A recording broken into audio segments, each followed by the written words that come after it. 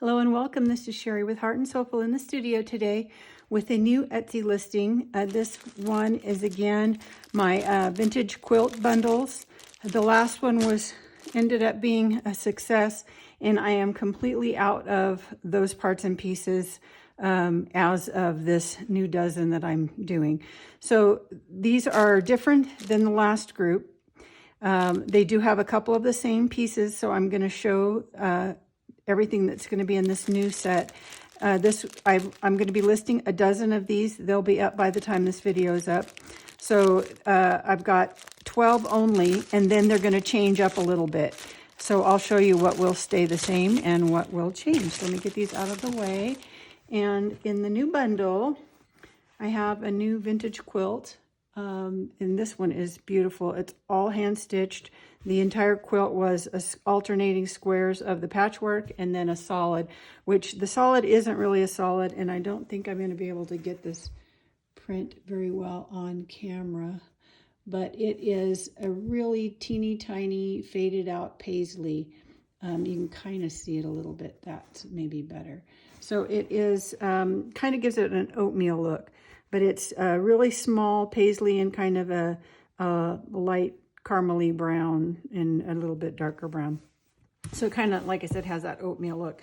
And then the patchwork, there was a lot of black used, lots of checks and stripes, all really fine, small prints.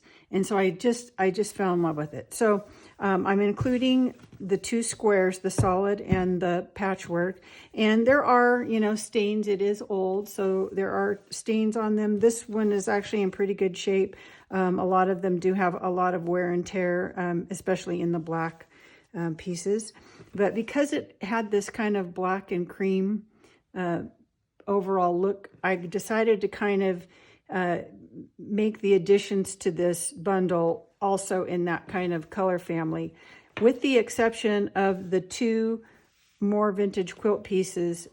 These are the same two quilts from the last bundles that I did. So I only can do a dozen because that's all I had left of these.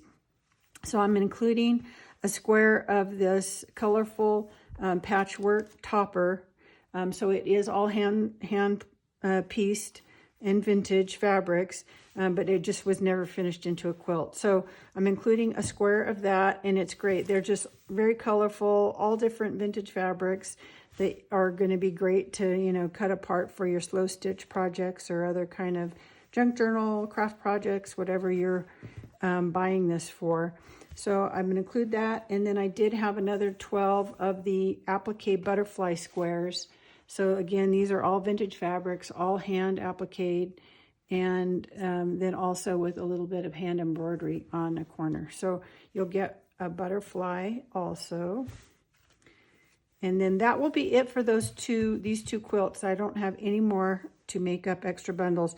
The last one bundle that I did, I had a couple of people ask me if I could make up more. So I did, but I only have, that's it now. I'm done. I think I have no more of those, certain of those pieces, no more of these for sure. And that other quilt and some of the other trims that I had added. So I'll put this together in a little bundle. And then, like I said, I'm going to add a few things in kind of that black and cream look. So I recently, in one of my groups, someone had mentioned that they have a hard time finding ticking. So I thought, well, I'll share the ticking that I used for my slow stitch book that I'm working on right now. And this one is just in a tan and cream. So you'll get a nice piece of that. And then another thing that I had in the last bundles was, and this is the very end of it again, was this vintage eyelet border. And so I'm including a piece of that. My next bundle will have to have something different. I do have more of the ticking that I can pair with this quilt. So I'll probably do that. And then I'm going to have to find something to replace this eyelet. And then I also used a piece of this heavy duty buffalo check. And I really love this fabric. I've used it over the years for lots of things, draperies and that sort of thing. This is a decorator weight fabric, so it's all woven. It's not a printed one, so it's just a really nice heavy duty buffalo check. So I'm including a piece of that. And I'm going to show you real quick what I just used some of this. And that's kind of why I added the ticking in this, because I'm kind of been using this in my current slow stitch project. I ended up using this buffalo check for windows.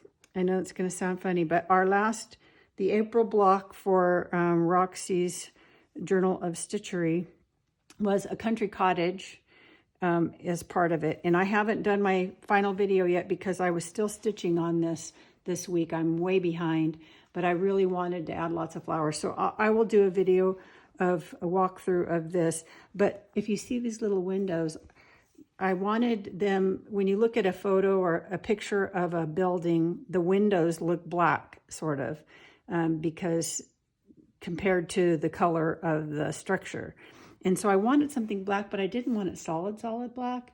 And so if I can get this in focus, you can see that it's black, but it's not solid because of the weave of that buffalo check. So I just took, I think probably this square, and used that as my window.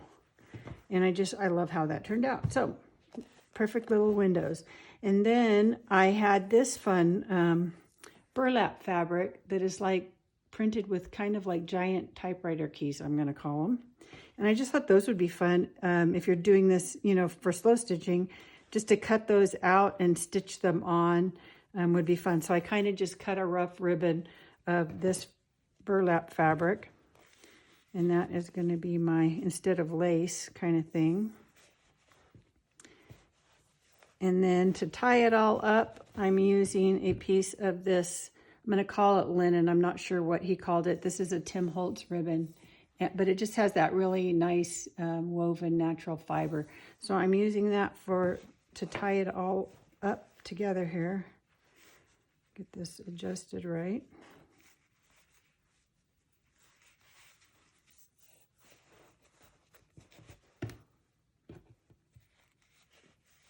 And for this one, then, instead of a little doily, like I put in the last one, I decided the typewriter keys, get rid of that, to use I have a whole bunch of old vintage keys. So I just thought I would tie one of those for a little cute embellishment to use in your journals.